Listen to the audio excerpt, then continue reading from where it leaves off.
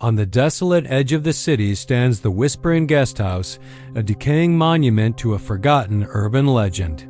Locals avoid this place, claiming the walls remember every soul that ever checked in but never checked out. Asen, a photographer obsessed with the macabre, arrived late one Tuesday. He sought the truth behind the legend of Room 307. As he stepped onto the porch, the air grew unnaturally cold, heavy with the scent of wet dust and ancient secrets.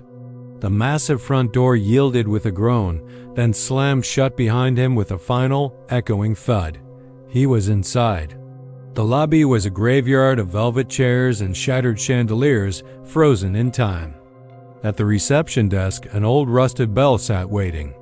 Asen couldn't resist. He tapped it once. The ring didn't fade.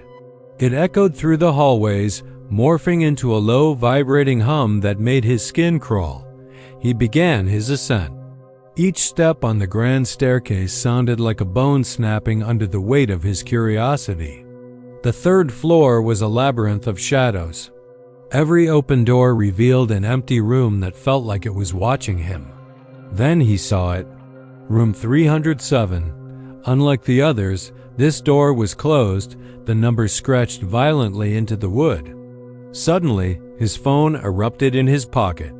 The vibration was jarring in the absolute silence of the hall. He answered.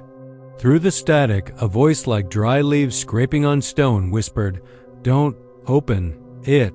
Ignoring the warning, Asen kicked the door open. He expected decay, but what he found was much worse.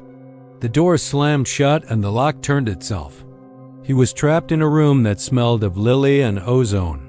He felt a presence, a heavy, hot breath against the back of his neck, yet when he turned, the room was empty.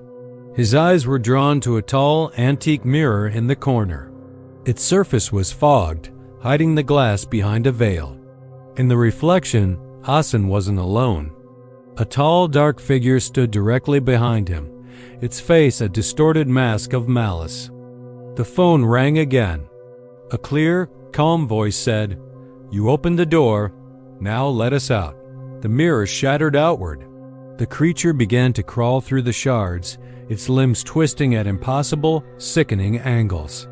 Asen's scream was cut short as the lamp flickered and died, plunging the room into a suffocating, absolute darkness. The next morning, the sun revealed the truth.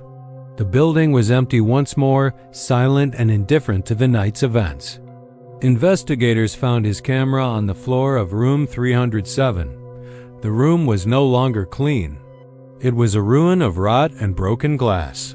The footage they recovered showed Asen talking to thin air, his eyes wide with a madness that defied explanation. In the final frame, he turns to the lens. His face is no longer his own, wearing the same wide, non-human smile as the creature.